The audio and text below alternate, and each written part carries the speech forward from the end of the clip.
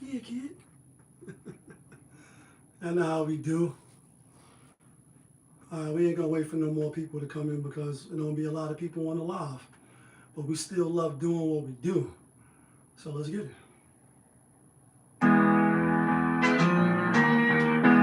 Yes. Yes, 2 times. I know the vibes. She like, ooh la la, ah wee wee. Ooh la la, ah wee wee. We go, ooh la la, ah wee wee. She like, ooh la la, ah wee wee. On my birthday, ooh la la, ah wee wee. Best day, ooh la la, ah wee wee. Blessed day, ooh la la, ah wee wee. Ooh la la. Looking for M's like I lost a friend. Hop up out the bed like, where's the bread? What it do, people? You're now tuned in. Popovich. Popovich TV. We live, we rolling, we unscripted, we authentic, that feeling. Back up in here one more again. So if it's your first time, then the question is, where you been? Because over here on my side, we like to deal with sports, hip-hop, entertainment, interviews sometimes. When people don't be acting flaky, Popovisms 101, and of course, motivation. So before you jump off the page and diddy to the left, I'm going to need you to hit that like button, that subscribe button, smash that notification bell, so when I upload the videos, you get alerted. You get alerted when I upload the videos, and if it's not your first time and you've been rocking with the channel, good looking. But you know how I do. You know how I plainly start the show. Tony, there was no other way. We in the end game now. Lady, what's up? And we is in the end game, people. We in the end game because it's my BdaY. So I'm feeling good, feeling blessed, feeling highly favored. As you should. That's why I'll be like, you know what I mean? Today is the best day, blessed day, no matter what day it is. Because if you alive and you woke, no matter what your problems is, no matter what you got on your plate at the time, you might have a lot of shit on your plate. But as long as you're alive and you got good health, then you got a chance to be great. You have an opportunity to solve and fix your problems and rise above. So for me, although it's my birthday today, to be honestly speaking, although I have bad days, I be stressed, I get down sometimes. I won't say depressed, but down. You know what I mean? Your spirit could take a little hit. I still wake up every day feeling good with an opportunity. The glass is always half full as opposed to half empty. So no matter what you're going through, you alive. You got a chance. As Jada says, you ain't dead, you ain't in jail, so you got a chance to be great. You know what I'm saying? But we in the end game, not because it's just my birthday. People ask me what I did today. I got to get up early tomorrow, go to the doctor, and got some other shit going. Hopefully, before I go back to work, y'all know I was in a little accident in August, jammed myself up real bad, and I'm, still dealing with the ramifications of that. So today, I just chill with my grandmother for a little bit, my aunt, a couple of loved ones. I ain't really do nothing. Ain't really been much on like going out partying too much no more. As you get older, you realize, what's your lane, good looking, my guy, appreciate you. And we live on Instagram and we live on YouTube. So if you see me looking in the circle, I got my own footage in case this shit go off, so I can have my footage, and then I'm live on Instagram and we live on YouTube. So if you see me looking in different directions, I'm not distracted. That's just what we're doing. But family is most important. You see, most of the time we spoke about this, how women and men be different as far as relationships. Family falls in that category too, as far as what people fall out over. And you can say, nah, you fuck my husband. Definitely not forgiving you. Like certain things like that, extreme, you stole from me, you messed my pension up, or, you did something to my kids while you was in custody of them, like some foul shit, an uncle touched somebody, shit like that. It ain't really no going back from. But when you really, ask people, when you sit down, when all of the feelings is aside, and this is aside, no, it's not a topic. It's just my show and we unscripted. When you ask people to, tell their side on why they really mad, tell them why you mad, son. And you a mad rapper, and that's you. Tell them why you mad. When they break it down, they be like, yeah, because we used to rock the same wigs, or, we was liking the same guy, or, whatever the situation is. And you hear both sides, you be like, that shit is some bullshit. Like, y'all broke up a 10, 15, 20-year friendship over some bubblegum shit. And so, again, when you get older, through life experience, living off, experience like the locks, as we quote all the time, you just do things a little different. Even I'm not that old yet. We ain't hit the 50 yet.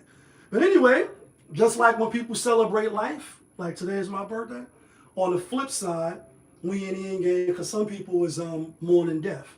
And real quick, rest in peace to Nick Mangold, New York Jets center, 41 years old. Trap God Fresh was the word, like 41 years old. And I didn't know he was online asking like the public, like, yo, I need I think he needed a kidney transplant, and nobody was the type for him. And when it's your time to go, and the Most High say, get over here, Scorpion, get over here. And ain't nobody that's going to save you. It ain't going to be no doctors. It ain't going to be Dr. Sebi. It ain't going to be no fruits and herbs. It ain't going to be no It's not going to be none of that. I don't care if you go to, Hongora on some left eye shit. I don't care where you go. And that's not to say that you can't find cures for stuff, because, the good book says that it's a cure for everything except death. So there you have it. When it's your time, you're going to go. But the hair so young, younger than me. You know what I'm saying? I'm in my 40s as well. Say, damn, 41, and he was online as famous as he was. There's all those New York Jets fans and Jets. Jets. Couldn't find a match. I'm sure he probably offered up some bread too. Like, yo, I'm dying. Got a kidney for me? XYZ. And I always quote this because it's true. Health is wealth. We living in a society, and I don't want to drag it, but in today's time, people feel so pressured and stressed that they don't have money. I mean, obviously, money makes the world go round, and being broke is childish, and I'm quite grown. To quote Hope, being broke is childish, and I'm quite grown. Now, you may not never be rich, no matter how much you think you smart you are. But in a society where we live off social media, we watch other people live, we live vicarious through other people. When you see other people doing well, and you may not be at a time when you're doing so well, you get down on yourself. You get depressed. You're like, hey, she just upgraded to her new shit. You know what I mean? You don't know she doing, three 16-hour shifts every other week just to maintain, just to make it look good, right? You don't know he got 2 jobs. And I just had a coworker. I'm like, damn, you go do that. I ain't gonna tell you what he do, in case you know where I work or whatever. But it's nothing degrading or nothing crazy. I just, I'm like, people's doing that. And he like, yeah, I get up at 5 in the morning. I go do, then I come here, and work with y'all. I'm like, oh, wow, I didn't know that. People is busting their ass to get by on some Tyler Coalition, just to get by.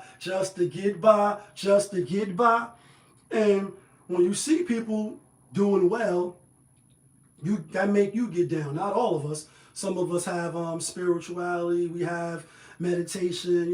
We don't view life through the lens of finances, even though it costs. Definitely costs, right? But I said all that to say, the people that have money and that have made it financial-wise, once their health start declining, like Nick Mangold, you'll give all that shit up. Like, yo, I got $500 million for you if you give me a kidney, because you're the only one that's going to match my shit. Not my family, not my brother, not my moms, not my cousin, not my girlfriends I had, not my ex-wives. None of them bitches shit match. You, Kareem Akbar, you are the true leader of the CNB. And if you give me your kidney so I can live, I got $500 million for you. That's all I got. I got $500 million, but I would give it all to you to get that kidney. And so health is wealth in that regard. Never underestimate your health as people in the hospital. And I'm going to get off the subject. I don't want to drag it. But I was telling y'all when I was in the hospital, bent up, you was hearing some of the most horrific screams. And I was probably one of them. All my ribs was broken. And they move you off the bed to the other bed just to get you out to go to x-ray. When they lift you, I'm talking about that shit is excruciating. So much pain, even when you're on pain medication. And I'm talking about the good stuff. That shit still hurt. And people be in there moaning, oh, you bent up, and you being cared for. And people in the world driving by in a taxi, driving by in their car, they going to work. They have no idea that it's people fighting for their health. So if you got your health, that's 1,000,001 reasons to be thankful and appreciative for. But we also in the end game, because speaking on another sad story, the poster boy, right? He just passed. According to his cousin, if you don't know who the poster boy is, he was the 106 and Park champion. They retired his jersey in the Raptors, you know what I'm saying? And I was locked up during his times when he had his reign. I think it was a white boy came on one time. Few good people that came on there and freestyle. So you realize they wasn't really all the way freestyling. That shit was written. All that shit wasn't freestyle. Some of that shit definitely was written. But he passed also at 43. I mean, dying young, bro. I think I seen something else somebody put up, and you know they was making a correlation to food and how we eat. You know, we be on that New York American diet. You might be on that Philly American diet. You might be on that Washington D.C. American diet. But we all live in the same country, so you know what I mean, it's the same processed bullshit food. Unless you switched over to vegan or you vegetarian or you really you know, frugal about what you're putting into your body. But they had like a mad rappers on there. Prodigy was on there, rest in peace. DMX was on there, rest in peace. And I don't think they had, you know, health issues. I mean, we know Prodigy had what do you have? Oh, sickle cell, right? These niggas got sickle cell and shit. Pac getting at niggas, right? Rest in peace, Pac too. But I believe that Prodigy was taken out of there for the shit that he was saying. And then DMX, obviously, he had, you know, back and forth issues with, you know, drug abuse, drug use and shit like a lot of people in the hood. It's rough in the GHE, TTO, you know what I mean, where we come from, coming from where you come from. So I was like, I was looking at the post, a lot of this should be clickbait and all that. But anyway, back to the poster boy, rest in peace to him, 43. His cousin said that he died in his sleep, not really sure of what. But, you know, you here today and you going to mom.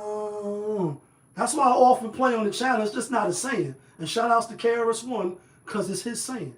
And if you don't know, if you're just tuning in and you're not familiar with my content, he asked the question of, do you ever think about when you out of here? Your record deal, your video, out of here. Your Mercedes Benz and your Range Rover, all that shit that you hold in high regard, that material shit, you out of here. And your days of being a, you know, Friday freestyle rap god, you out of here. Your days as a lawyer, you out of here. Your days as fans only or a podcaster like me, you out of here. So we should appreciate the time that we got here. But it's the last story about death, and I you know, my show be unscripted. I'll be looking for topics to talk about. I don't be meaning for it to be like that, just like the news. When they be like, yeah, such and such a building was on fire and 3 kids burnt up, unfortunately. But the Knicks won tonight. You got to switch to some other story shit. But I definitely want to talk about this a little bit more. And I'm going to need the ladies, like where the ladies at? Where the ladies at? Like, where the ladies at? We're going to need y'all to come to the front of the congregation. And we talk about this a lot on the channel because it's always relevant. It's always spinning in the clip, as I like to say. But one of New York's own finest, you know, New York police. And I think I'm going to sit this here. I'm going to keep reaching. I'm going to fuck around and spill it. She went to Colombia, right? 40-year-old, 41-year-old. I don't know if she's Dominican or she Puerto Rican or she just a light-skinned, fair-skinned black sister, right? Anyway, 40, 41, mother of 3. Rest in peace. And this ain't going to be talking down on her. But it will be a message to my little cousins, my little nieces and shit, you know, or even my grown cousins. And then I'll tell a personal story on how somebody lost their whole, you know, marriage and situation over this shit right here. So anyway, she went to Colombia. She wanted to get the mommy makeover. I'm assuming when you get the BBL, you get the lipo. I guess adding the breast to that would be the mommy makeover. I don't think she was adding breasts. But anyway, according to the husband, yeah, he's obviously, you know, going through it, and rest in peace to they, condolences to their family, and rest in peace to the sister. We don't really need no names. You probably seen this shit spinning on your timeline, right? So he like, y'all need answers. You know, I was talking to her the day before the surgery. Key word. She was like, she good, she feeling well, etc. And then after, you know, the procedure, now you out of here. And do you ever think about, right, So I said, damn, well, obviously the surgery wasn't done yet. You know what I mean? So of course you're gonna be all right, cause nothing was done yet. You didn't gamble with your life. You ain't rolling dice. You know what I mean? And rolling 6 head cracks in a row will send everybody out of there if you a gambler like me. You ain't jump on the table yet. You've reserved your spot, but you didn't go through with it yet. So yeah, you could get on the phone, how's the kids? You know, I love you, woo woo. We gonna be going shopping when I get back. I'm gonna be styling on these bitches. Can't wait to show off my new, you know what I mean, acquisitions. And I'm being funny, but I'm not. Now the surgery is done. Phone call, you know what I mean? Where my baby at? You know what I mean? Where's she at? What's going on? Pass away. Now we don't know if it was neglect, you know, foul medical practice or nothing like that. But that's not why I even want to talk about it. I want to talk about it in this instance. Two points. One is he like, yo, I need answers, and he wanted to demand some answers. Now I don't know if he was with it or he wasn't with it. What I mean by that is was he approving of it, and the sense of, you know, like he was supportive and like, nah, I want you to get it done. You know what I mean? Because some partners be with it and some don't. Now, obviously, as the man, if you were the man like me, you know what I mean? I'm a man. Back in the 60s, when we had to tell motherfuckers we was men, right? You had to tell motherfuckers back then, I'm a man. You know what I'm saying? It's still their body. So it's their body, it's their choice. You have no say-sos. So even if you're married and death do you part, and you say, nah, I met you, I fell in love with you, I like you just the way you are, like, and I want you just the way you are. Like, I'm taking you just the way you are. So you don't gotta upgrade, and all you gotta do is work out and eat good. If you taking that stance as a man, but your wife or your lady, right, or your partner, they're like, nah, that's cool, you met me the way you met me, but this is for me, because that's what they're gonna tell you. This is for me. Hey, I gave you 3 kids. I gave you the best of my years through the 20s all the way. I'm 40 now. Now it's time to style on these bitches. I got to go get this shit done. And you're like, I don't really know. Say you live, because that's the other side. Obviously, a lot of women come out. Some of them don't be looking right. If you ask me, them doctors be doing them foul. They do y'all foul if you ask me. You know what I mean? They're not. It's rare you see shit look good to me. As a man, that's judging. She got that ass. I got to look sorry. It's a Kanye West reference. When they come by, I got to look. And men judge. That's what we do. I just do it in my mind. I don't do it loud no more like, damn, shorty could get on. They fucked you up. You know, niggas be on it like that too. Not no more. It's just mental. No, shorty look good. She can get it. Oh, damn, they fucked her up. But anyway, you come out and you live. But what if the surgery went bad? And now your shit is lumpity-dumpity. As the husband, as the boyfriend, as the man, I met you one way. Should I still have to be with you? Marriage too. Definitely marriage is a top one, because now it's papers involved and she got papers. And now you got to go, you know, get the contract, you know, severed, and you got to sever ties with your significant other. And now houses and property and pensions and all that shit is talked about. But it's not fair to the guy, even though a lady be like, it's my body, it's my choice. I agree with you. It's your body. The Most High said, you are a woman, you are a man, you come into this world. What's up, man? What's up, Sean? You come into this world like how you are now, but when you get with me and we fall in love, you had a flat butt. You had the flat screen. And I was cool with that. You wasn't cool with it, apparently, in your mind. I just didn't know. Now you're like, nah, I see all the other girls, all the other aunties, I want to get like them. And you're going to have to get like me. Then when you do it and it come out and you look like ants in the pants, do I still got to be with you? That's the question for the ladies, right? So I want to know if he was in support of it, or was he just like, I want to know answers, meaning like, regardless if I was in support of it or not, I want to know what the fuck happened to my wife, which he has every right to do that. And then the last part is this. And then we get to some hip-hop news, right?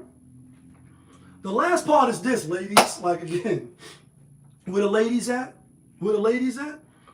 When you know it's a 50-50 chance, 60-40 chance, even a 70-30 chance, and gambling with sports, that's great. Like, damn, 70% chance the Knicks gonna win tonight, 30% chance they might lose. Oh, that's who playing Freddie? I don't know. That's a good one right there. You see the Freddie clause right there? That's a good one. I think Jim Carrey would be good for that role. When we live on YouTube and we live on Instagram. He want answers, and he has every right to want that. But now back to the percentages and the odds. Are you really willing to? That's gambling. That's money. You can always go back to work. You lose tonight, you got a chance tomorrow. You lose on that table, you don't got a chance the next day. You're done. You just became a resident of Queens, and that means you did it in done. You fucking with Mobb Deep in them. You're done. What's up, Dunny? You're done, Dunny. Once one thing go wrong, you know what I mean? One wrong thing, you're done. It ain't no coming back tomorrow. You lost. I lost yesterday. I'm trying to back win today. Like I never left. Obviously, when your money run out or run low, you may have to rethink some things. But I'm just saying, as an individual, as a person that love my life, and you wake up and you so blessed, why would you risk it? You know what I'm saying? Why would you risk it? And you're like, nah, the odds is 80 to 20%. It's the 80 to 20% rule. On some, why did I get married? You might get the 20%. And then you go into Colombia, I'm not knocking them, but we see them be going to DR and go to these different places that's supposed to be allegedly cheap. And you know what's coming next. You know what I mean? One for you, one for me. Two for you, two for me. Three for you, three for me. Like, don't try to play me like I got a flower pot head. Don't try to insult my intelligence and say, no, I'm going over here because it's cheaper. And ooh, you out the whole country. Their laws is different. Their medical shit you got to sign is different. When we was in DR and we went on ATVs and shit, and they make you sign them waivers and all that. If you don't have certain insurance that travel, out the country or out of, state and all that, you might be jammed out like that. The Mayhem commercial. And if you don't have insurance like me, you might be paying for this shit yourself. But you might be paying in another way. And is it really worth it? Especially the last question, and then we off this topic. Rest in peace again to her. Condolences to their family. But the last thing. Why be cheap with something that, you know what I'm saying? You shouldn't be cheap about. Why? You shouldn't be cheap with certain things. Getting your teeth, eye laser surgery, I'm assuming, putting shit in your ass to make it bigger. And this the last thing. She was a New York City police officer. So they're doing an investigation. And you said so many women, from DC Fly wife to numerous of women who seen the bad side of this. Ain't no investigations for them. But because she's a police officer, a New York City police officer, New York's finest, they doing an investigation. Come on now. Let's talk about this shit though. We ain't in game because Stephen A. Smith recently, not talking about Jasmine Crockett, we covered that already, and I could care less about that. I mean, she is who she is, he is who he is, and they are who they say they are. If they wasn't, then they wouldn't be saying that they are, right? We are who we thought they were. Dennis Green from the Vikings press conference, and we let him off the hook. But anyway, he was on one podcast, and he was talking about Kyrie Irving, right? And talking about the jab shit, you know what I mean?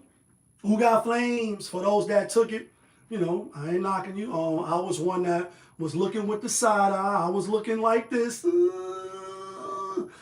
Do I really want to let these people do me, any type of way? Then they activate that shit and then you die. Or they activate it and you start killing motherfuckers like, what was that movie? The Kingsman, right?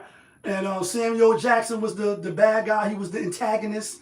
And they had shit on the phone where everybody was like, yo, 5G, keep holding that shit to our ear. As soon as that shit go, motherfucker go in a trance and then you start killing shit. All you see is red, right? I'm being funny, but I'm not. Anyway, though, he like, recently on whatever podcast he be making his rounds. Stephen A. make his rounds. He is a provocative figure, and it gets the people going. Boom, boom, boom, boom, boom, boom. Like, he's a provocative figure, whether you like him or you don't like him. So a lot of the other podcasters, they book him. I don't know if they pay him or however it go, but he be on their show, especially like the sports people. Let's see what my guy want to holler at. I don't normally be doing this while I'm rocking with the shizzo, but I'm feeling good today. Let me see what's up with my guy real quick. if they let you on. When I be doing it, they don't be letting me take people on. I just accepted your request though. But anyway, he was talking about Kyrie in the sense of that he was right in not taking the jab and that he sat out. But y'all remember how he was excoriating them, talking about him crazy. His father had to get on the phone. Like, yo, why the fuck you talking about my son and it ain't got nothing to do with sports and him playing for the Nets and woo, woo, woo, and ah. And then even when me and my nigga Great Fire did the song Kyrie and Luka, Kyrie and Luka. One got crazy handles, the other going shoot you. I even said in that joint, when I say so skipping your first take because you ain't no producer, put your glasses on. We don't dispute with the losers. Mama mentality, crafty maneuvers. Like, they was going hard at him. Kendrick Perkins, everybody was taking their little jabs. And coming to find out, people passed over this thing. People lost their livelihood over this thing. A lot of people, was in disarray when they was forcing pretty much. That's what they was doing. You can slice it and dice it any way you want, or you can either dread it, run from it. But destiny arrives all the same. People lost their jobs. People lost housing. People was homeless. People had to choose between doing some shit they didn't want to do, which is force, pretty much. I don't want to use the R word, but pretty much you forcing me. It's either work for you and take the jump off, or go pick up bottles and pack bags or do some other shit. You know what I mean? Take it to the streets and take my chances. So what people gonna do? Most law-abiding citizens, the law is for the law-abiding citizens. While we on, it's not really a topic, but people be like, jaywalking, right? They don't never really enforce that unless these officers being real fucking assholes. But just think about it. Any law you could think of, whether you agree with it, you don't, or whether it's bullshit, or you're like, nah, we need this law. It's really only for the law-abiding citizens. Because people that don't follow the law, it doesn't apply to them until they get caught. So most people in America and worldwide, they're law-abiding citizens. For the most part. So if you go to work every day, it's your livelihood, and then all of a sudden, farmer, your boss, the higher-ups, the government, and all that shit, they be like, so if you want to come through these doors again, you got to take the jab.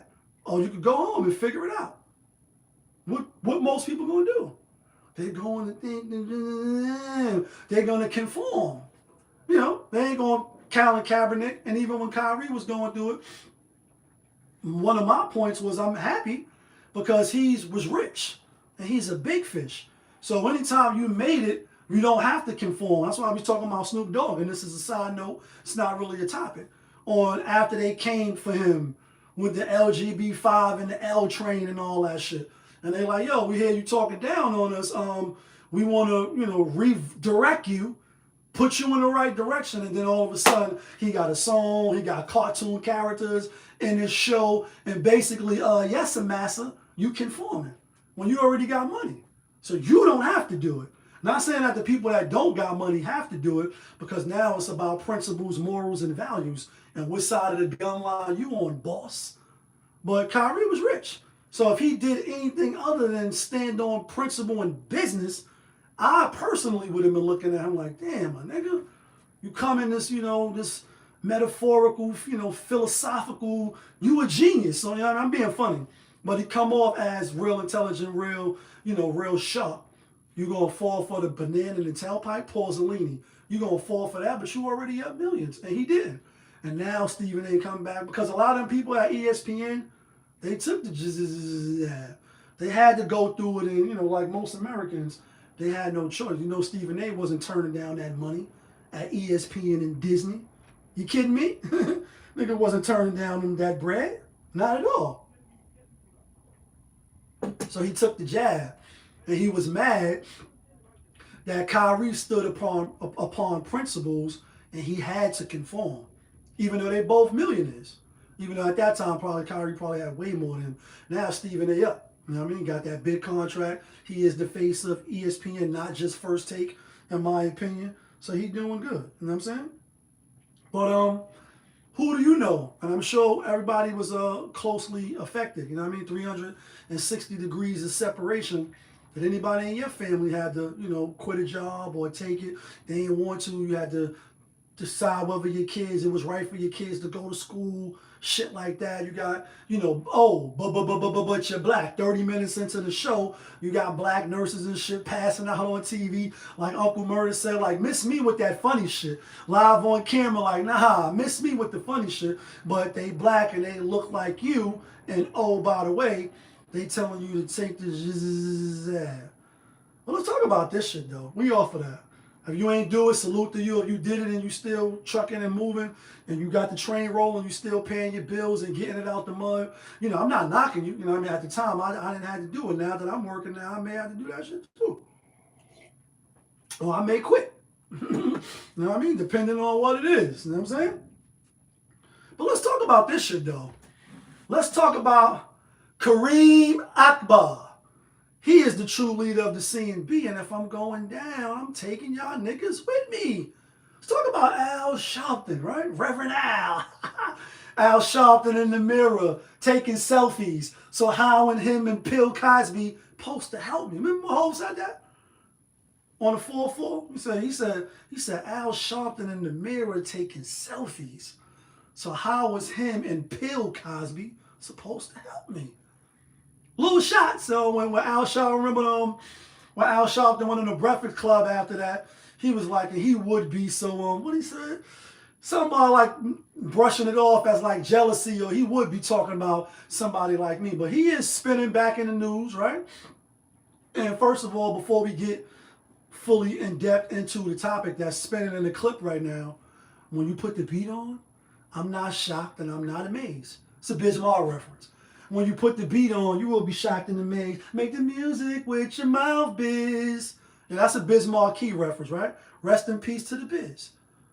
When you put the beat on, I'm not shocked and I'm not amazed. Boss Ross 310, what's the word? I'm not shocked and amazed that he came out and he said, I'm not a rat. I just was working with the CIA because motherfuckers was trying to kill me. Oh, so when niggas try to kill you, you go fuck with the CIA. You go fuck with the feds. And again, I was making fun of saying I'm not shocked and amazed because I'm not. Malcolm X, rest in peace, right? I'm Malcolm X. And by any means necessary, he already told us to watch out for the Democrats and entertainers and the people that go hard on one side, the liberals, etc. And I remember as a kid, because I'm from that era, I'm a 90s baby, right? And today's my BdaY. I mean, happy birthday to me. Happy to be alive, feeling good, feeling blessed, and highly favored. But I remember as a kid when Al Sharpton had the Tawana Brawley case, and it was, I think, either 5, 6, 7, like LeBron James, not 1, not 2, no, not 3, not 4. Supposed to be like 5 white dudes. Did it dirty, had it in the trash can bag. Right? The story was horrific. As a kid going to school, I'm like, damn, they did all like that. You know, you don't know. You know, you're just a kid. You know what I'm saying? And I don't know what. Let me see what year this was. Let me see what year this was. This is my show. This wasn't really. This is a topic, but I wanted to be more accurate now. What year did Al Sharpton represent Tawana Brawley? Just to serve my memory. 1987. Yeah. You know what I mean? 1987, right? Fresh after Fight the Power with Public Enemy in 1985, right?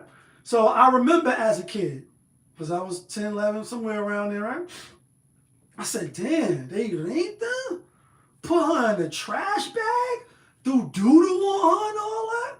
And then you have, you know, Al Sharpton was, you know, he was pork chop man, and he looked much healthier now, even though some may disagree with that. But back then, he was more on the chubby side. He was real fiery, you know what I mean? And he was on some Black Power shit, preaching for the Black Power.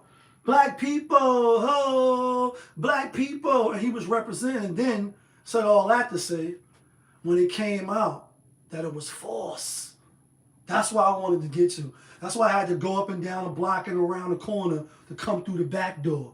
Just to get right here. When you found out that whole shit was a lie. That nigga lied about 5 white niggas. And you know, we hear it today, in today's time, whether they was white or black, Chinese, Asian, Caribbean, Jamaican, whatever the fuck nationality, right? When we hear it when women do it. Oh, because, you know, you was with it, ma. You know what I mean? And I'm talking about the ones that's really with it, not the ones that got grenades and taken advantage of. We don't support that. We don't condone that. Go to the police, get your brother, get people in your family that's going to ride for you, and do whoever did you harm foul. That's my stance. No, I'm not supposed to be saying that, but that's my stance.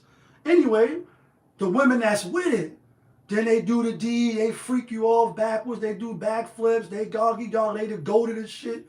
Then they find out you don't want to fuck with them more, you in a position of power, you got money. It's my money and I want it now. They start feeling entitled. They say, you know what? Joy Taylor. And I'm just bringing it up because she always trending. You know, she was at the game the other night in Miami, sitting in the row, right? And nobody never asks her when she go on them podcasts. It's like, but, you know, we get that this shit may not be true, or is it true? But what about your statements on saying, yeah, if it ever pops off and goes left, I'm just going to say that he get it. And he forced himself on me as the boss. And I was just a subordinate, huh? Damn, bitch, you giving it up like that? Yeah, there's women out here that do that. It's a fact. Been women out here doing that. And every time they cry a little tear and cry me a river, right? Justin Timberlake reference. You can cry me a river because we don't believe you. You need more people. But put it back on Al now. So damn, these 4 officers or these men or whoever they want, you straight lied and said that they raped this young girl, threw her in the trash can, threw feces on her, and you a fucking lying bastard. And so from there, your integrity is shot. We don't believe you. You need more people. Ever since that day, even as a kid, when I found out that it was bullshit, how can we believe you now, my nigga? So I always tell my little nephews, my small boys, my sons, etc., track record, your integrity, your principles, and what you stand on, it's the most important thing you can have. It's one of the most important things you can have. Because once you keep crying wolf and you be lying, and niggas know you're a liar, and you do anything to get over, to get under, Michael Jackson, gotta get over, you trying to get under, then people won't fuck with you no more. Your integrity is shot. Megan Thee Stallion, whoever you think of Tory, well, no matter whose side you're on, you're like, no. Once the narrative is painted, whether you're right or wrong, whatever the narrative is on you, that's what it is, because perception is reality. So, for instance, the people that Ben Hodges brought it up, it's not a topic, but the Megan fans, even if she's lying, like say she's the one that was lying, Kareem Akbar, say she the one that was lying, her fans don't care. They don't give a fuck. Say Tory was telling the truth. Her fans, he's a fucking liar. We don't care about him. Now, on the opposite side of you, rocking with Tory, free the bro, right? Because we be so attached to these entertainers, these athletes, and these motherfucking actors, which we shouldn't be. You so caught up, free the bro. He didn't do that to that girl, so say he did. His people was like, nah, fuck that bitch. She a liar. She fucked this nigga. They bringing up everything. That bitch is a liar. They don't care. Because your integrity has been compromised. And once that's compromised, even on these channels, you be on here talking shit, you be seeing people have good channels, or this shit be going, and then shit come out in the news, or you was doing that, or you, on your channel, you was saying X, Y, Z, and they caught you where? You know what I mean? Now you're done. You did it and done.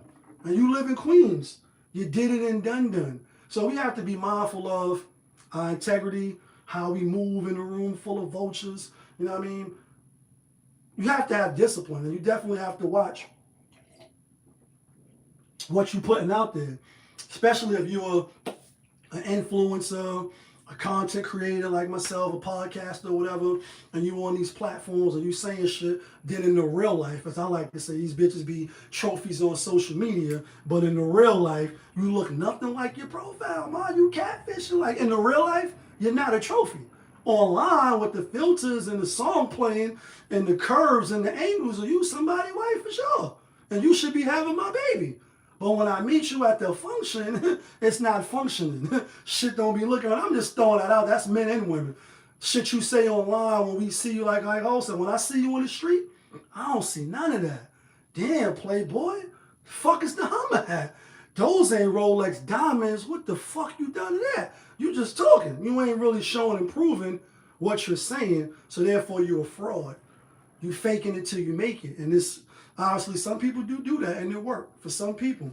But if you get caught while you're trying to make it and somebody expose you in the era of we exposing everything, you could be shot. You could be shot. Your integrity, that is, and then now your image and whatever you was portraying. That's why on this channel and anything that we do, the stuff we want to talk about, we'll talk about it in depth with no problems at all. But I got a GED, I'm not the smartest, I did bonehead shit, I did shit, all good shit, you know what I mean? But it's all, you know, open on the channel. And then the stuff that I don't want to talk about, you won't hear a peep out of me. You're like, well, next question. I'm just here so I won't get fined. Marshawn Lynch, next question. I'm just here so I won't get fined. So that way I won't be opening up the scrutiny. But the best way to beat that, before we get to this next topic, is to be yourself. Stop trying to live another person's life. Just be yourself. And then you won't have to worry about it. If you be yourself, you won't have to worry about it. See, the only time it's an issue, that's why Hov said, you can come set up the camera, let the video run. And my real life, complete with real ice, he said my invisible chain, CD check, some shit, Hov, some shit wasn't digital yet, like before Steve Jobs made the iPods. Like, you could come set up the camera, my nigga, and you're going to see the same thing that you see on here. Style by Jew, what's the word? Happy Monday. Monday Motivation, Motivational Monday. I am your motivational speaker, whether you like it or not. And we talking about integrity and keeping it a buck. And you running the risk of pretending to be somebody else when you're not. That's how you get, it's the easiest way to get caught. Unless you're an actor, then you can act and play the role and everybody plays the fool sometime. But when you are who you say you are, because if you wasn't, then why would you say you are, right? Then it's no acting. You can let the camera run. You know what I'm saying? Like when the camera go off, you see people turning to whole new people. Or when it comes on, rather. And you could just go look at old videos of any rap group, any place in the hood where it's one rapper, but the homies and the entourage is around. Soon as on that camera, and I know because I'm behind the camera a lot. I've filmed a lot of shit in the neighborhood, right? All over New York, even out of state. The entourages and the other people, when the camera start rolling, that red light come on, you see everybody, they want to be the man. You know, they jumping in front of the star. Everybody got a story. They start getting crazy in front of the camera because now it's showtime. And like Bill Cosby on that episode, challenge. They got to show you who they are. You know what I mean? So it is what it is. But we ain't shocked that Al Sharpton, you know what I'm saying? Did what he did, took people down, wore wires and did shit like that, because back in 1987, he straight lied about those 4 people raping that girl and doing her dirty in the Tawana Broly case, and it was all bullshit. So that's how we got here. If you just joined us, we started with Al Sharpton, and now we here. If you could lie about that and lie on, well, I don't care if they white or not. If you could lie and make up a story like that, you think you're not going to work with the CIA? You think you're not going to be wiring niggas up, whether it's they was trying to kill you or not? That's part of the streets and doing business. That's the cost of business. Yeah, you might get robbed. You might get sold some bad shit. People might tell on you. You might get backstabbed. Duh, this is the streets and the business you in. So they tried to kill you, or they wanted to kill you for what? They just wanted to kill you innocently because you wasn't doing nothing. You was minding your business, civil writing it up. You was the leader of the free world back then, so why would they want to kill you? Why would you have to go? You're like, yeah, I went to the CIA. They didn't come to me.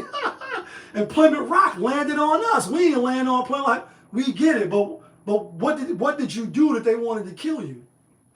And how the fuck you make up a diabolical story about a young girl getting grenaded by these white guys, thrown in a trash can and had feces on her? 10 years old, 11 years old, I was bugging out off that story.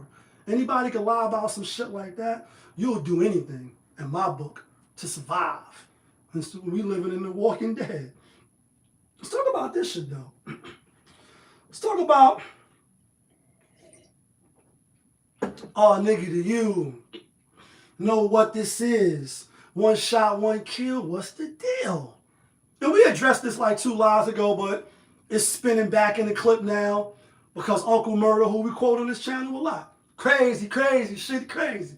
We quote Uncle Murder a lot, right? And we like Uncle Murder. You know we like his music and shit. So anyway, he recently entered the chat. If you don't know what's going on, real quick, bring you up to speed, because I spoke about this already, but I just want to speak about it now from a different, perspective, a different angle. So first we have Bleak and Jim Jones on the podcast.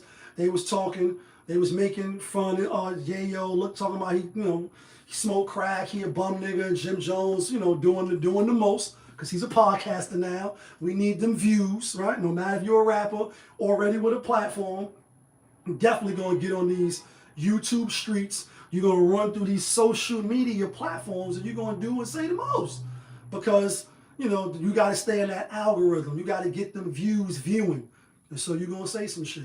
Saying shit that obviously we don't believe. I don't believe Tony Ayo was a crackhead or he broke, right? I don't believe that. You probably don't believe. But anyway, he said it, and it was in reference to Tony Ayo speaking about, how Hov don't do for Bleak what 50 Cent does for him in the G Unit, right? And now it's the clip that we speaking about now with them on the private jet, walking to the private jet. You know what I mean? I don't call it the airport. I call it the Clearport, right? The Quo-Hov. And you see 50 Cent on the plane and shit. They shouted out the big YouTuber or the big podcaster. I can't think of his name. And my man make sure you say his name, because that's real big for him. But I think he'd be leave it in the comments, right? And that's what 50 Cent's supposed to have said. Gave him a shout out. Y'all probably know who I'm talking about, because I don't even know, right? And I guess he on the come up, or it was good. It was a good look for 50 Cent doing shit like that. And so the comparison back to our first conversation leads us back to here now. If you didn't see the show where I went live, basically I was like, well, this shit is above my pay grade. A lot of us would like to be, 50 Cent mans or even Hov mans, because they're both doing very, very well for themselves. You know what I mean? Come from the streets, come from the projects, made it out, became billionaires, household names, or even if they're not billionaires, they both well off. They doing great for themselves. So if you grew up with Hov, you're doing good if you still cool with him. Or if you grew up with Poo-Poo, or not Poo-Poo, or Boo-Boo, 50 Cent, then you doing good if you still in the mix, right? So we wish we had friends like that. Some of my friends is locked up doing life. Some of them is dead and gone. Some of them is bum, deadbeat, bum-ass niggas. And you can't get $1 from them, right? And I'm just throwing that out there, because that's the truth. But with that being said, nobody's in the lose-lose. But when it comes strictly down to what Hov is doing, what 50 Cent is doing, when you see people in the comments like, niggas worrying about what other niggas is doing, taking care of other niggas, etc., I agree with that, to a little bit. But being how it's rap talk and it's hip-hop talk, and these is two icons living, they had beef with each other at one point in time and shit. You say, in my opinion, if you had to put my feet to the fire, this is without seeing what goes on behind closed doors and behind, as far as who gives what to this charity and, the Carter Foundation or what 50 Cent do, just the stuff we could see. I'll say visibly, 50 Cent has proven to be the one who throws more alley-oops to his guys, put them in the series. Even if you can't act, I'm going to get you in the prison scene, you're going to stab a nigga up. I'm going to get you to come on tour with me. Last time I was in Vegas, I think he was doing a residency show out there. You had Uncle Murd out there. You had Tony Ayo out there. Obviously, we know Young Buck and, and Banks, they don't rock no more. We know the history with Game, but so we're not really talking about them because they haven't been around. But anybody that's still around, you may say, nah, Hov is, he do for, what's his guys' names? The people that came, Emery and, all the stuff. I don't know all their names. He do for them, he woo, and I'm sure they got businesses. I'm sure they doing well. But I mean just visibly. And then Bleak I'm eating halal, whatever the fuck you say. I'm halal eating. I don't even know what that terminology means. I guess halal means good. I know that. The Islamic term halal means lawful. So maybe he I'm doing good on my own. I don't need that nigga anyway. I'm eating good. And he put out a project. I know he got a restaurant, even though I think he said Hov didn't pop up. And that's where 50 Cent would have came. He would have brought the crew. He probably would have brought the power crew or whatever. He gonna help propel you as long as you on the loyal side, right? And you see the other people, the Kanyes, the Dane. I know it's history with even Beanie Siegel getting into trouble. And he said, the judge asked Hov, you gonna be responsible for him? And Hov was like, nah. And Beans had to go to jail, even though in the song, you if I die, Beans gonna be the sequel. And me and Bleak knocking at your door, we peeping through the peephole. That's what he rhyming about, but in the real life, You ain't gonna say, even if you don't, what can they do to you? They can't lock you up. They can't take your riches. The judge is saying, yo, they're gonna release me right now, or I'm gonna go to jail. And all you gotta say is, I got him. And you say, nah, it's shit like that. You know what I mean? The Fox, you know, a lot of little things, and nobody's perfect. I don't know none of them niggas personally. They ain't doing nothing for me. So I speak from an unbiased, you know, place. But the alley-oops and the stuff that we see 50 do, you know, it looks more like he's, you know, more like a brotherhood as opposed to a business. Even though Hove, like, you know, Bleak is somewhere in the in my will somewhere, and again, I'm sure Emery and his mans and them is good. They living a good life. But Uncle Murder was down with Hove, right? And he's speaking on it now because he's into the chat. He like, it's with Fifth it's different. Like it's different over here. It don't feel like it's just business. And there's nothing wrong with just it's both ways. Brotherhood, you my man because I fuck with you. And we only doing this business venture because it's beneficial for you and it's beneficial for me. Once that, you know, changes, that dynamic changes, I'm letting you know up front so you don't have to say on the back end, damn, dog, you played me. I thought we was cool. No, you couldn't have thought we was cool because I told you up front that it's good business now, and when this business is no longer good, you go your way, I go my way, and we cool until something else comes down the pipe in the future, and we could work together again. So that's how, you know, Uncle Murder, you know, painted. Obviously, he was on the Brooklyn, that song, Brooklyn. Not sure he put out no projects with Hove. You know, with MOP, I think, was with Hove, and they end up signing with 50 Cent and shit like that. And again, I know they've been adversaries or, you know, taking little jabs. That's a long history from, you know, You Better Be a Gentleman to Hove, I'm about $1, what the fuck is 50 Cent? Then they end up jumping on the I Get Money remix and all that. So, you know, this is competition. But back to, you know, who's better off, and I you know, hate to preference it like that because none of them is looking out for me. You say Bleak and Yayo, who's good? I say they both good. I mean, they both came off in a great situation. It's just internet talk. That's all, really. Get people talking about bullshit. Then we may got one more topic, and that's another hip hop topic. The No Limit and Cash Money. They did the verses, make them say, na na na na na na, make them say, and you know, drop it like it's hot, drop it like it's hot. They did it in Vegas. First foremost, I thought the verses was dope. There was some hiccups. I think my first critique is they did it in Vegas. Definitely should have did it in New Orleans. If not New Orleans, a mutual site, maybe like Atlanta or somewhere close where you could get the South people. Probably would be a better turnout. Vegas is I've been in Vegas. If you've watched the channel, you know Vegas and Atlanta, ironically, is the two places that I have traveled to the most. And I've been to a lot of places. I've been out the country a few times. I've been to a lot of different cities and states. But for some reason and somehow, my life road has traveled to Vegas a lot because I like to gamble. And to Atlanta, you know, I have family out in Atlanta, and Atlanta's just a fun city to hang out in. Ain't nothing like that Southern hospitality, you know what I mean? Throw them bows.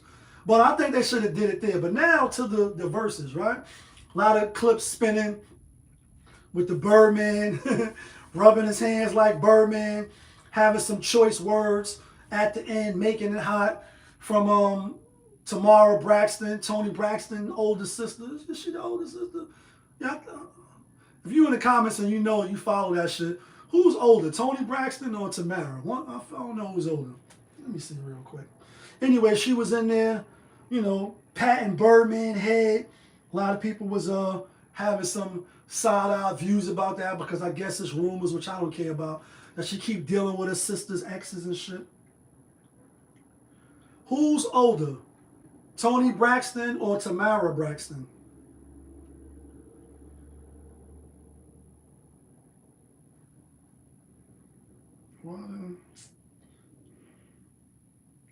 Tamara Braxton or Tony Braxton?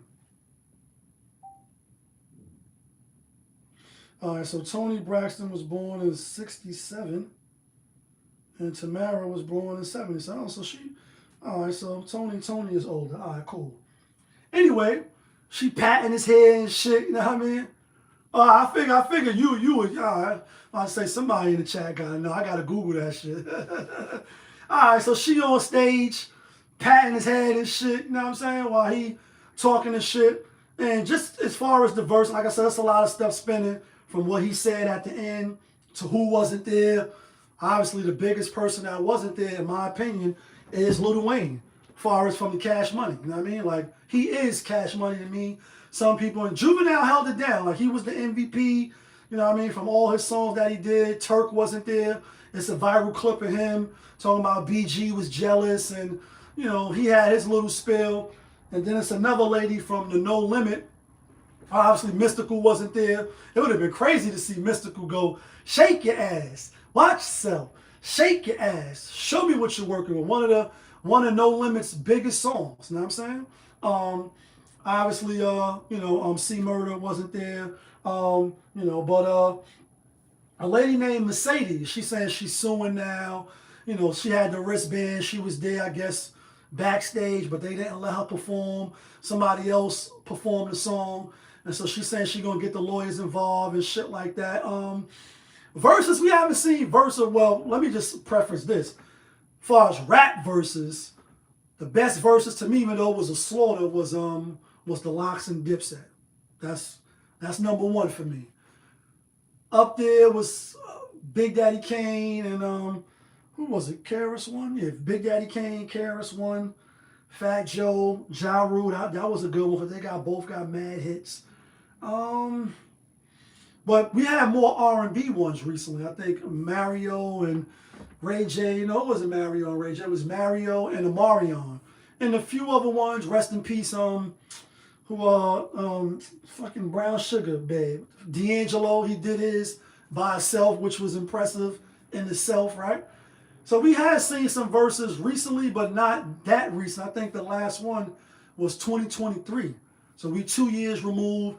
You know, Swiss and Timberland, if you didn't know, they own, you know, the Gorilla TV or whatever it's under, and they sold it, right? So they, you know, black folks, we create some shit because we very creative. We very, outside the box thinking, and we're going to make, you know, we're going to turn sugar to, you know, we're going to turn water to wine. And that's what most black folks, we just have that it factor. You know, I don't know what it is, but it could be the melanin raining on us. You know, whatever it is, we have that people want, even though they hate us the most, right? We the most hated on, but we the most copied, and people want to, you know, bite the style, so to speak, steal the swag. So they created some shit that kept us entertained like a motherfucker during COVID, which wasn't that long ago, guys. I think it's just 2025. This year's about to wrap up. We all looking forward towards the wrap up from Uncle Murder. But just think, just 4 years ago, we was locked down. You know what I mean? And the verses was keeping us going. Keith Sweat and who Keith Sweat went against? Bobby Brown, I think. That was a fire one, right? Especially if you from that era and you familiar with the music. That was a fire one. But it kept us entertained. Then they sold it. And people was like, yeah, you know, these black motherfuckers, you know, they always selling shit. We always create shit just to sell it. Then we sell it not to somebody else that's black. Oh, but you're black. We sell it to somebody else. But anyway, for this one to come back, again, it was good, anticipated. Yeah, I'm sure a lot of people wanted to see it, but without Lil Wayne, without Mystical, and even Snoop made an appearance, you forget that he was trust with all my niggas, die for my niggas, like fuck them other niggas. You forget that for a little minute. Master P swooped in and he took Snoop off of death row. He got him up out of that contract when the whole shit was going on with Suge, etc. He got him up out of that, signed them, and I think he did one album for them, and then after that, it was over. The album was what was the album called? Not the Blue Carpet.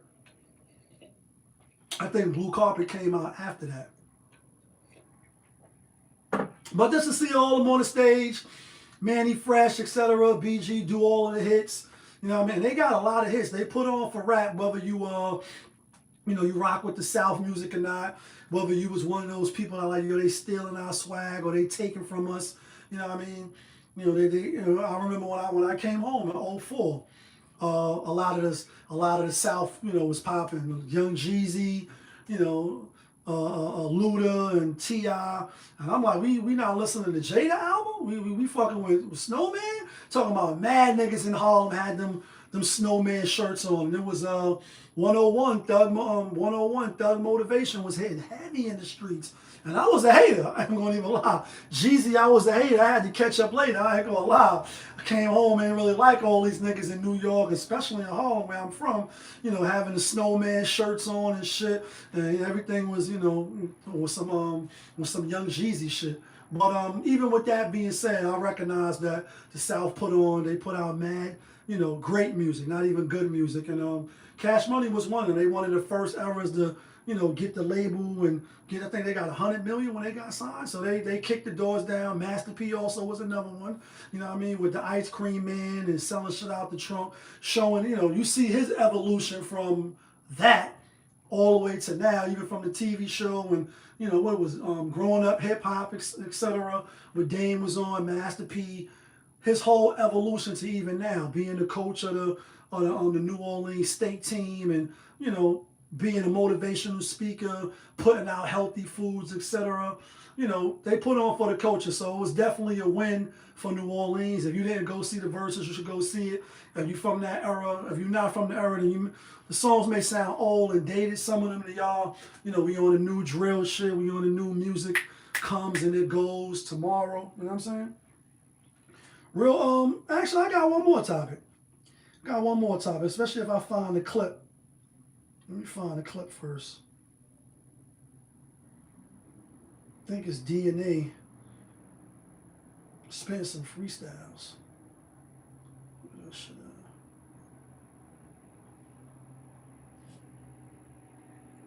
I know I saved it. Oh, you know what? I didn't save it, but I know where I got because somebody commented on it. So I could find it that way.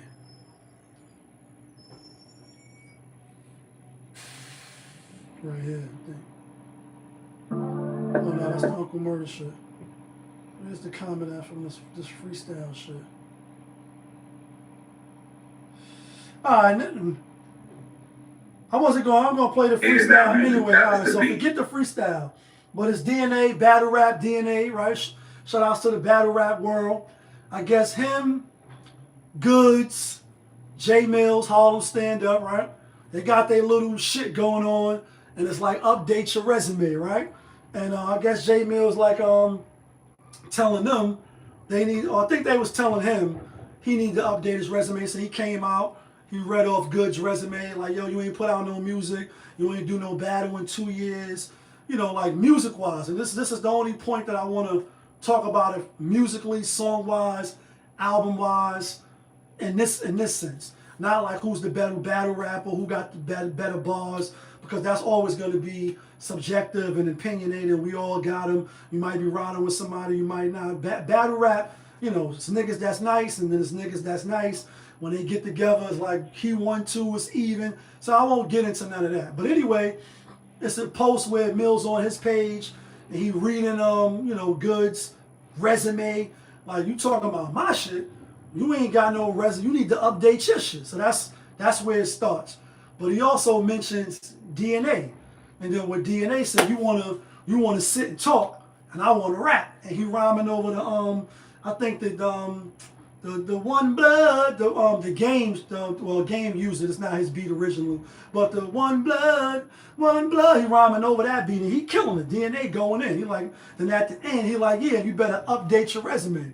So I say all that to say two things. Battle rappers, because I commented on it, I thought I would be able to see it, but today is my birthday, so I got mad birthday messages, so that shit is all the way gone now. I'm not going to be able to see it. One more hour for my BdaY. 12 o'clock is over. So I'm like, battle rappers, right? Because they're super nice. Schemes, memory, breath control, showmanship, the Mooks of the world, Loaded Lux, Clips, J-Rock, Tay-Rock, rather. Anybody who you could think of, right? Niggas be nice. Appreciate you. Definitely love is love, no question. Scorpios, we the best. I'm being funny, but I'm not. Virgos is cool too. I fuck with the Virgos and the Capricorns. Leos, fight y'all. But anyway, battle rap. They never could seem to make great music, make great songs. Yeah, you could get on stage and remember 3 rounds. You got the punchlines, you got the metaphors, you got the similes. These niggas is nice. They probably could do some shit that good songwriters could never do, right? That's why you don't see rappers that make songs on stage trying to battle these niggas. Because y'all talk about the verses, which we just talked about. Imagine that we seen Murder Mook battling Jadakiss. What? Imagine if Fab is going at, you know what I mean, a Loaded Lux or somebody like that. That would be crazy. And we could see some of our favorites, you know what I'm saying, going at it. Redman going at it, Tay-Rock or Eclipse. Like, nah, nigga, we nice. You know what I mean? Now, we seen some battle, we seen some rappers, Cannabis, 40 Cal. He's more battle rap. I won't say he put out albums, but he ain't really known for that. Like, he like his songs on the radio, and he had #1 hits. So we talking about #1 hit rappers and platinum recording rappers and rappers like that. Like Kendrick Lamar, yeah, you go battle Murder Mook, something like that. These verses would be spectacular if we can get rappers to do that. You know what I'm saying? But we don't, because they can't do it. And vice versa. So far, this is what's been proven. The Murder Mooks, the Loaded Luxes, or whoever, they don't put no songs out. If they do, it's not no #1 hit songs, not no fire songs. It's not no songs that got people buzzing and going. And so in the comment section, when DNA like, yeah, you update your resume now. I'm like, yeah, you know, the song is, the bars is fire. The freestyle is fire. Even Mills would be like, nah, I'm going to come back, but you burnt it. But where's the songs? And so I'll just end with this, because I commented, speaking about resume, some people will be like, I may be biased, because this is my guy, Harlem Stand Up. But my nigga Great Fire, in the last 3 years, he put out 7 albums. Now, he's an unknown artist. He ain't known. He's a local, regular artist. Still fire music to me, but he unknown. But when you have a resume where you put out 7 albums in 3 years, that's what Nas did with King's Disease 1, 2, and 3, right here. King's Disease 1, 2, and 3. And then Blue Magic, Blue Magic 1, 2, and 3. That's unheard of. And then it's quality music. And real quick, and then we out of here. The theme song to my NBA track, Moneyline. Fire song, he's just unknown. But when you talk about resume, when you talk about putting out good music, what we really talking about? Rappers ain't even doing that no more. Albums come and they go. Raise the Stakes. These are some of my favorite joints, but whole album projects is fire.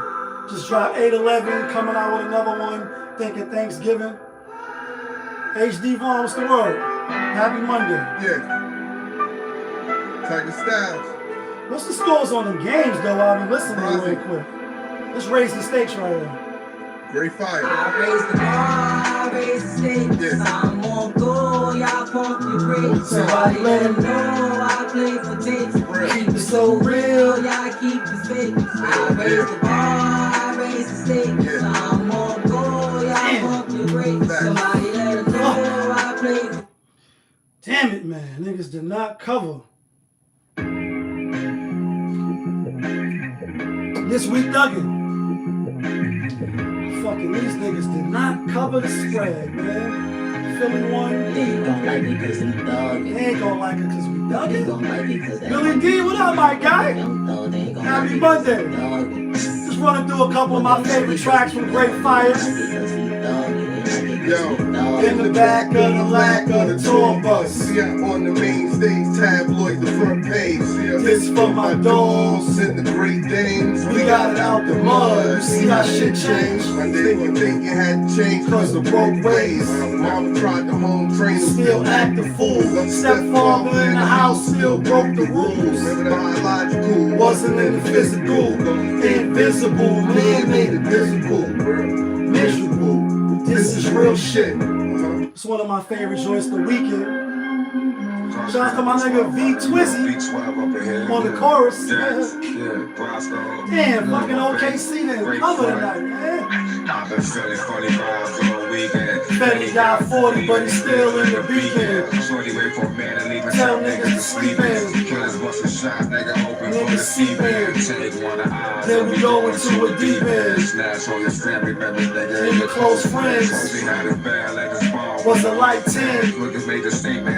That's my nigga. Fix your body language when you talking to me. 10 hut, what you soldiers need. You don't know how to read. You don't know how to read. Looking down them barrels. See them coming with them hoodies, don't get caught in that back. It's another one of my favorites. Shout out to my nigga Bob's on the beat. It's vintage cigars right here. And a lot of niggas don't pay dues. So I was like, when you talk about resumes, whoever your local nigga is, or even niggas that's known, where's the good music at? We know you got history. We know you've been in the game for a while. But if you got fire like this. They don't pay dues like the rules don't apply. Jaw full of suckers get twisted cause you high. Waves go dry, planes don't fly. My oh my. See, but they don't pay no dues like the rules don't apply. Jaw full of suckers get twisted cause you're hot. Waves go dry, planes don't fly. My oh my. He said, had to get my health right when I was out of shape. Had to get my dough up when I was out of weight. Yellow tape on the block. Shorty medics came late. Shorty drunk too much. Threw up everything she ate. Parasites on your back. Trying to eat off your plate. You don't want no beef or they know it's at stake. Never burning bridges. Crops always at the lake. If they don't give a damn, under pressure they'll break. For the ones that always have to say. Always gotta scheme. Always gotta play.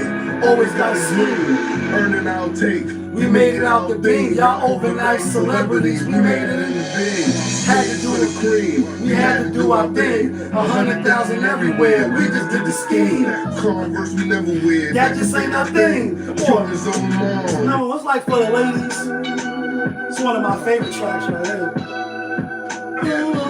And you notice that none of this shit sound the same. It's hard to do that. AJ with a number hating on the younger. This nigga's gentleman says he caught up in the wave. Navigating around the world just to make a play. Save your 2 cents as long as you get paid. People in your business steady throwing shade. To be rhyming anyway, but you got a young soul that be grinding every day. But it's really up to you. Got to feel some type of way. Attention what you do. Don't matter what you make. Bringing home the chicken. Hope the kids fillet the plates. Mama do a sister, got me loving on the sister. Melodies and scriptures. It's the motion picture. Cover to the artist. But it's really in the mix up. Wanna give my all, but I know she got it. Lost and turned out, should've listened to the whispers. Make a soft ass, still I miss her. Nigga got fired, still I miss her. Still I miss her. It's my birthday, so we rocking out. Still I miss her. Hard head, make a soft ass, still I miss her. Still I miss her. What you got? We got a lot of fire on Still I miss her. Still I miss her. Me and him did this last year, it's me. And you know what it sounds like. The parlay chasers, the OKC the Pacers, the Halliburton makers, the double digit shakers. I'm flying up the lane like a plane with water racers. The Scorpion get over here, now they got a faces. It's MVP the Gilchrist, the step back in the still twist. The backcourt is the ill mix, the J-Lens, the Naismiths. Pascal, get your home check to win it, it's a big flex. Been giving out veins so long, I need a big check. Years in the making, been flying 5 in the bacon. Hit the bat line, swoop down, and I ain't waiting. Get him like Jason. The verse is cinematic, the flows is fantastic. I'm giving out the work to the fiends in the attic. When you come into play, you go and get It's the last one, it's movies. If you don't know who Great Fire is, it's my man, so yes, I'm biased. But when you speak about resumes, 7 albums in the last 3 years, not bullshit either. Quality songs like this. It's fire. My nigga Dex on the chorus. Girl, just tell me what you see. Butterfly effects is moving. I'm just who you wanna be. I'm Godfather in that movie. Need to sing the major leagues. Can't you see me in that movie? I'm perfection in your Put dreams. pictures in your There's dreams. exceptional in that movie. Yes, sir. I I dozed off, fell into a movie. All I remember is I Love Lucy. Everything black and white, but I was in color. Kim played Benita, My door was a rubber. Menace to society, white chicks undercover. Deja vu, flight man On fire. A gladiator, 2 hard lessons That that we we learned. learned. Time is Limitless limitless, source. source code, no return. Nightcrawler pop up in your crib like Jake. Banging on your door like the enemy is state. Bad boy for life, Aladdin is fake. I dream of genie, That's Kazam in the paint. paint. White man can't jump, Passenger passenger 57. New Jack to the city, going in 7 seconds. Brave fire witty, movie and projection. Universal remote, choose your selection. Leroy. Leroy. One of the most iconic movies when I was a kid. I am the master. No matter. The 45 will Put put it it. into all this call. 45 will put an end to all that kung fu crap, nigga. Alright, yo, we gonna get out of here. Monday Motivation, Motivational Monday. I am your motivational speaker, whether you like it or not. When people be like, yo, why you ain't blow up? Why you ain't, why your podcast ain't up here? It's like, yeah, you don't fuck with me like that. You know what I mean? Niggas be fucking with niggas they don't know, they ain't go to school with. Not your day ones, and not just any day ones. Day ones that kept it official. That's still official. Supposed to help. Supposed to do what I just did. No, you ain't got to pay me. You don't got to ask me. Yo, can you do my video? No, I'm going to do that anyway because I fuck with you. See the difference? People don't do that. I got a lot of followers on my channel. I can't just put anything up there. I'm going to fuck my brand up. What you giving me? What you got for me? Instead of just helping my nigga out like the other folks do. What Wu-Tang say? My seeds grow with his seeds. Marry his seeds. That's how we keep Wu-Tang money all up in the family. That's how we keep the money in the circle. I sell bread, tissue, but you still go on to Dollar General? But I'm your cousin, I'm your brother, I'm your uncle, I got a business, and that same money you going to give to the Chinaman and you going somewhere else, you could be giving it to me. Keeping that money in the family. But you want to borrow $20. Oh, you want an 8 for $20, even though they $30. Oh, you want me to come to your birthday party. Oh, you want me to, do an interview for you. You want me to help you, but you don't want to reciprocate.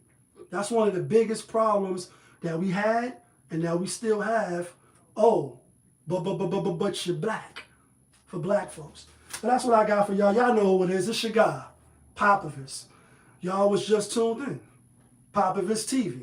We live, we rolling, we unscripted, we authentic, that feeling back up in here.